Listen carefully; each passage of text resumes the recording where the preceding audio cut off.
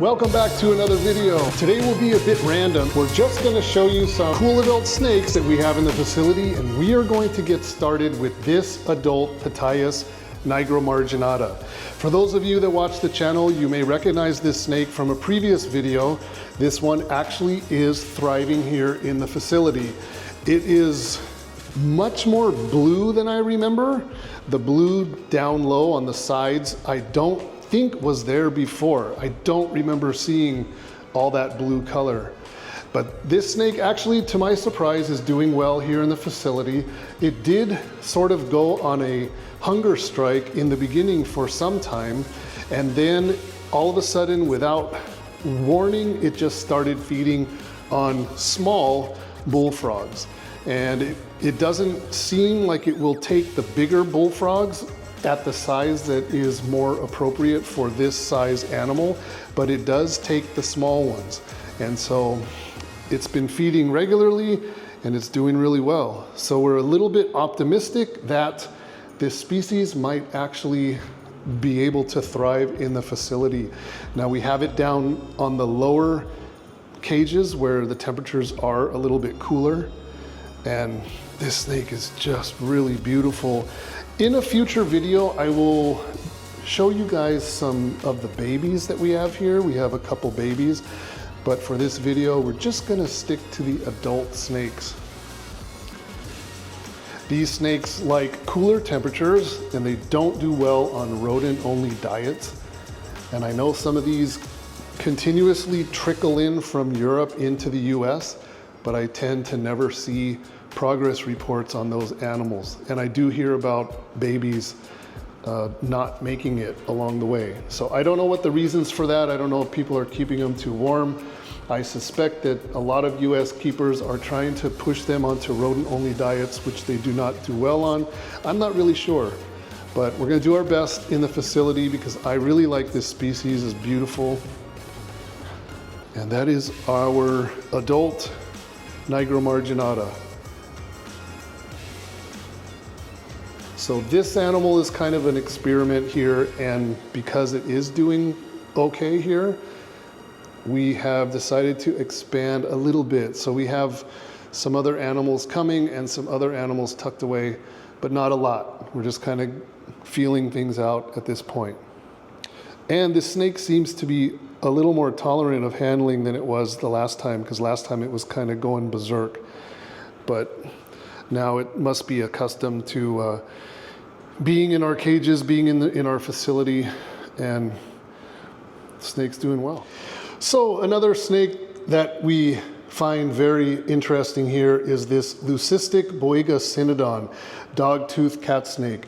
And again, if you watch the channel, you've seen this snake a few times already, but still here, still thriving, still transparent. You can still see through it with light in the background, and just an amazing animal. I believe we have 3 of them here. This is a female and doing really, really well. The snake actually, to me, looks a little bit more purpley than it does snow white. And you can see the esophagus here, the heart is here, and then lung, and then it just goes into all the other organs. But it is really strange to be able to see anatomy like that. When this snake is relaxed in the cage, in the hide, it looks really small. And then every time we take it out, it inflates itself with air in a defensive posture to make itself look bigger and badder. But it's anchored really tight on my left hand.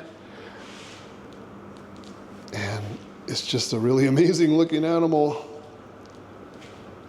If I bring the snake over here with the light in the background, then you can see, should be able to see through it pretty well with all the organs and things. Great for an anatomy lesson. So this is our black-eyed cyanea. We now have a handful of these in the facility. They appear to mostly be younger animals or juvenile size animals, and we do have males and females at this point. So Very, very interesting, very black eyes with the blue chin, and the green, in my opinion, is just slightly off colored.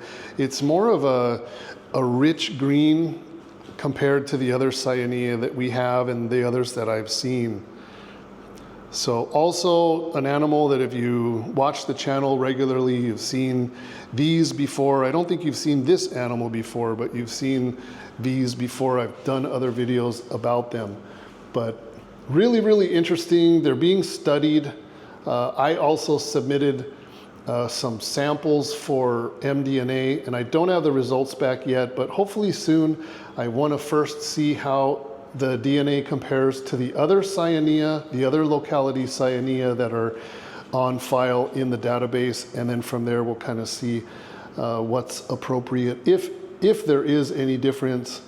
I did do some head scale comparisons with various internet photos and then compared them to my close-up photos, and the head scales are different.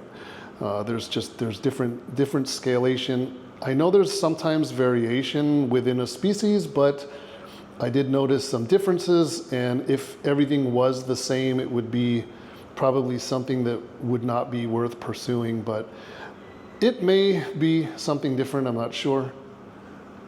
But these are really cool. I really like these, very different, and DM Exotics is always pursuing the different stuff. So this other one, this is an aberrant mangrove snake, Boiga melanota, Malaysian melanota.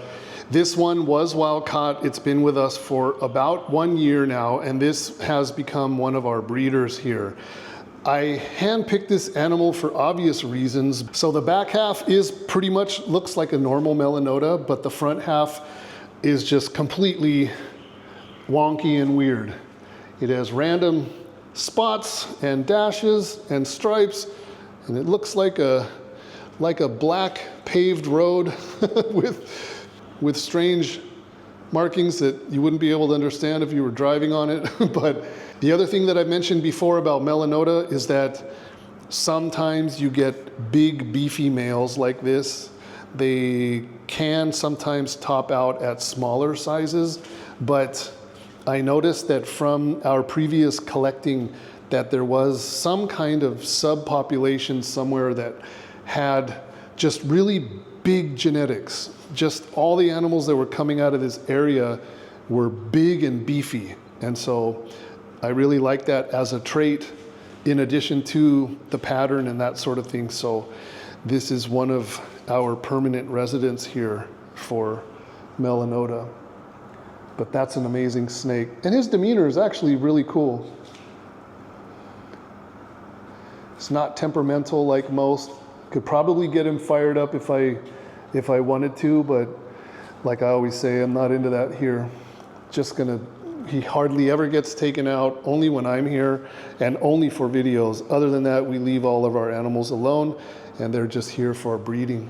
So starting to get a little bit agitated now and eyeballing me, but a little do-si-do and gets distracted visually in something else. So that is an amazing snake, Malaysian mangrove. So again, another one that I've shown on the channel before, and actually first showed this animal when it was stateside as part of our US collection. But this is a Ridleyi, a cave-dwelling racer.